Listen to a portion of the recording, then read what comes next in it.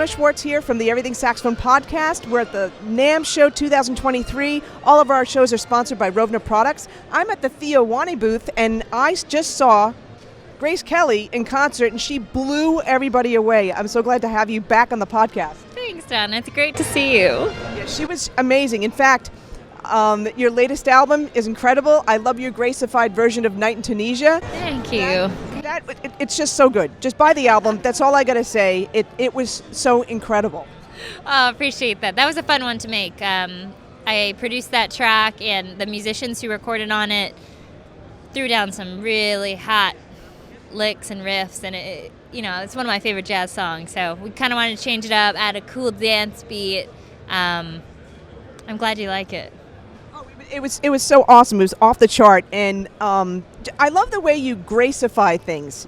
So can you? I don't know if you can go into your thought process, but you were thinking, okay, what tune can I do? Night in Tunisia. What were your initial thoughts about Grace-ifying it?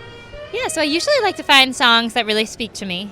When it's cover songs, I need to feel some type of connection, whether it's the lyrics of it or Night in Tunisia. I've just played so many times, with some of my saxophone heroes and mentors, with the late great Frank Morgan, and that's usually where I start. What song pops into my head is one that I could really play with, and then I think when it comes to Grace-ifying it, how can I add my own spin to it and make it different? A lot of times great songs like this one, it doesn't get better than Charlie Parker and Dizzy Gillespie playing over it. So I went a very different route, and it's like, well, what does jazz today in 2023 sound like, and what's the statement that I want to make there? And I'm like, all right, we're going to go the dance, let's put some beats on this, and then I'll start to go down that vein. But, when I say Grace-ify, it's like, I love so many different styles of music, ranging from, traditional jazz to hip-hop to pop, classical. I grew up on Broadway music,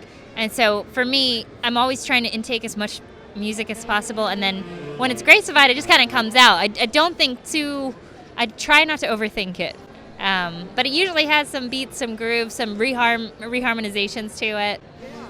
Yeah. It's really cool. I mean, just the vibe from it, and I could get it. I could totally get it. You could hear the tune in there, and it's just it makes you happy. Oh, thank you. Well, when I was producing it and I was going through the loops that the guys were playing and improvising, I was dancing. So I'm like, something's right, And our incredible drummer, Leo, he dubbed I want to say probably at least 20 tracks of percussion on that. And he's from Brazil, and he has all these cool toys, and we just had a ball of a time putting all that together. Well, it sounds awesome. Get the album. That's the first thing. Now, what I wanted to always ask you, too? You have a dance background, all that kind of thing, but there's times you're playing that alto, you're not even hooked up to your neck strap. That can be painful. How do you deal with that? I have to ask you. I know, right? Stretching and chiropractic sessions. No, I mean, the muscle, it's once you've been doing something for so long, as I'm sure you know, you just kind of get into position. So at this point, it's like my right hand has more strength, with all these years of holding the alto. And so at some point, I kind of just figured out, yeah, of course I'm going to wear the neck strap to play, but also I've got a very strong grip on it, because if the neck strap lets go, I still want to make sure that I'm going to catch it and it's in my hands. So sometimes if I'm doing a really quick turnaround and I'm singing, it takes an extra second to put things on the strap, so then I'll just, like what you just saw, I go into the interlude and I just have it on my finger, on my thumb. And you look so relaxed, though. That's what gets me. Like when you were singing her awesome song, Feels Like Home, right?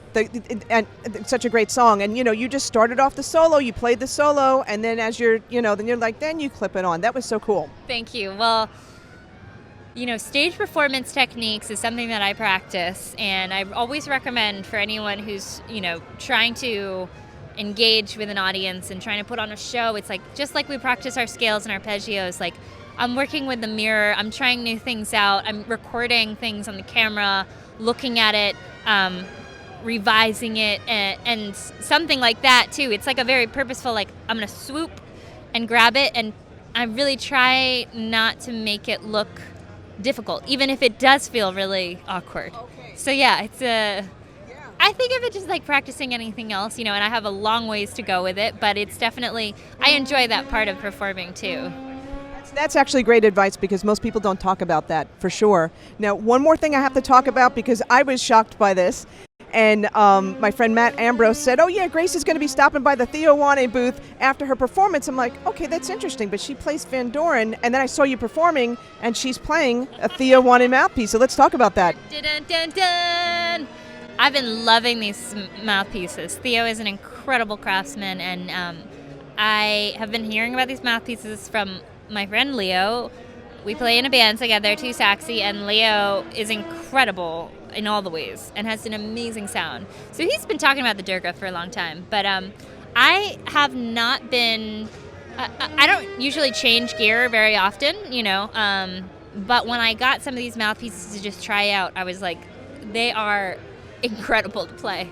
The analogy is probably like playing on like a saxophone sports car, it's like the turns are tighter, the altissimo really speaks and comes out beautifully. It is also just the sheer sound was the first thing I noticed of like, wow. And for me, I'm moving a lot, I'm dancing, I'm playing, so I'm trying to find a piece that allows me to be a little, feel like I can. More freedom? Yeah, that's the word. More freedom and have each breath go further. Especially when moving and doing all that. You look like that.